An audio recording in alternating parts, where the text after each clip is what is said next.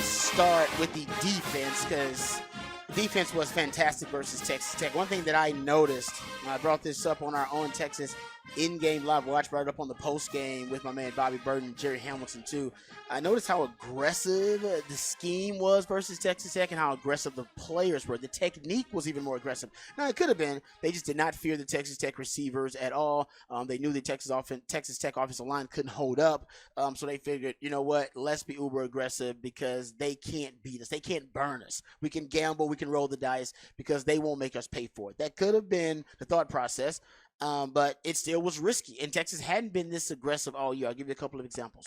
So if you're looking at bump and run press man coverage on the boundary side, Texas plays a lot of that, right? A lot of boundary press. That's your Ryan Watts on the short side of the field. But they rarely play it on the wide side. Sark has wanted to play bump and run with both corners, short side and wide side, field and boundary, but they hadn't been able to do it, or at least they hadn't really decided to deploy that technique. Ryan Watts goes down early in that game. Right, and that was one of the concerns. He went down early in that game, and then they put in Malik Muhammad, and they have Terrence Brooks in there. I think they brought in Gavin Holmes sometimes too in the rotation. But one thing I noticed, a trend, and it's a good one, Texas played a lot of bump and run, press man, both sides of the field and boundary, and also wide and short, and it paid off big time for them. I mean, you're talking about them making splash plays. One of the interceptions came when both of the corners were in press man. That was that Terrence Brooks interception. They also got a PBU out of it. And if you go look at I went and looked at all of the snaps that I could actually track where they both other corners played press man, where both corners were up playing press. And I ended up with with basically Texas forcing incompletions. That's a PBU on interception on a little over 18% of those throws where both corners were in press man. And that matches the completion percentage, which was also 18% when Texas had both corners in press man. So, and yards per attempt, I think they got 3 total yards. I mean, they did not have any success when Texas was uber aggressive, putting both corners playing press. Now, like I said, it could just be the Texas Tech wide receivers aren't that good, and if that's the case, they wouldn't do that versus Oklahoma's wide receivers, or wouldn't do it versus U of H's wide receivers because they got more talent. Hell, maybe even TCU's wide receivers. Maybe they wouldn't do that. But maybe Texas can do it against Oklahoma State.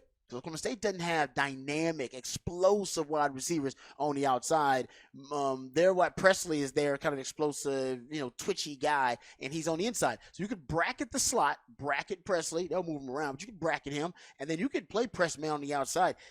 Their receivers are more possession guys on the outside. Texas should be able to win. Very similar to some of Texas Tech receivers. I don't fear them, and I don't think Texas should. So we'll see if they deploy that technique. Remember, you're also going up against a run-heavy team. Tech coming into this game was a run-heavy, run-centric team. They had run the ball at least 40 times in 4 of the prior 6 games before playing Texas. So they were a running team. That's why Texas, I think, deployed their press technique on the outside and decided we're going to take those guys away and just play man coverage. And we're going to, devote more bodies, devote more bodies to stuff in the run. Now, it didn't work all the time because Taj Brooks is a hell of a running back.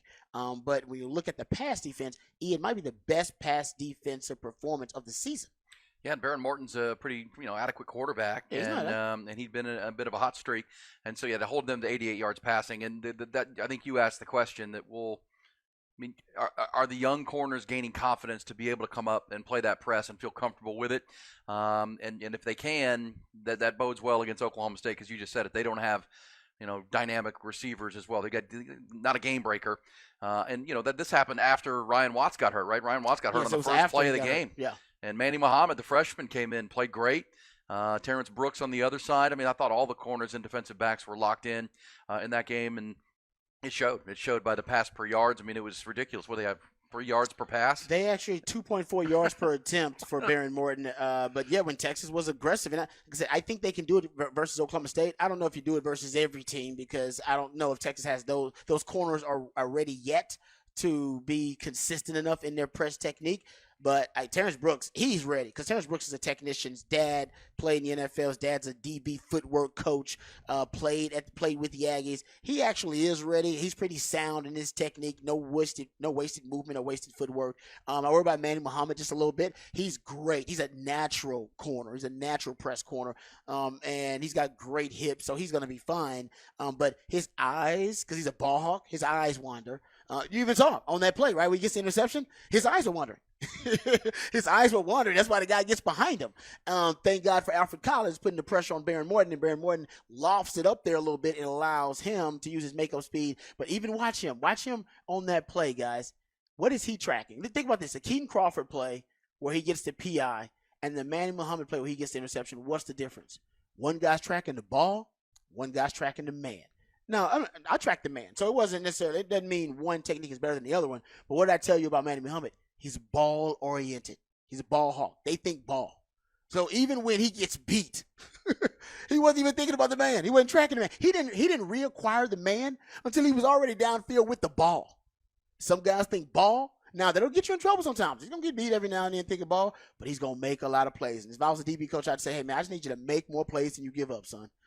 Now, when you start giving up more plays than you make, then we're going to have a talk. We're going to have a conversation. But if you're making more plays than you're giving up as a DB, man, these days in the spread era of football, you're winning.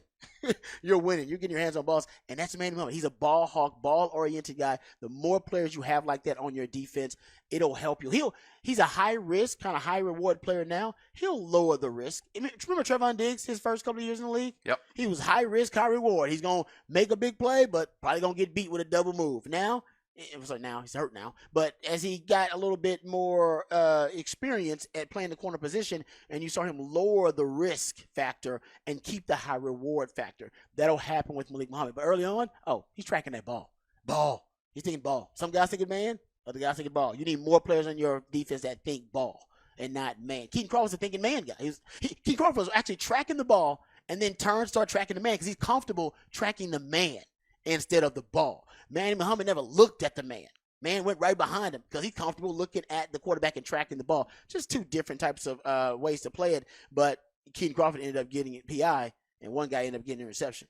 And the Longhorn defense was stifling, allowing just 7 points in that game. Special teams. But we knew the rush defense was going to be spectacular. They've been like that all year long. We hadn't seen the pass defense this good. Well, that's what I also thought. On top of that, the pass rush. We hadn't seen the pass defense this good. It hadn't.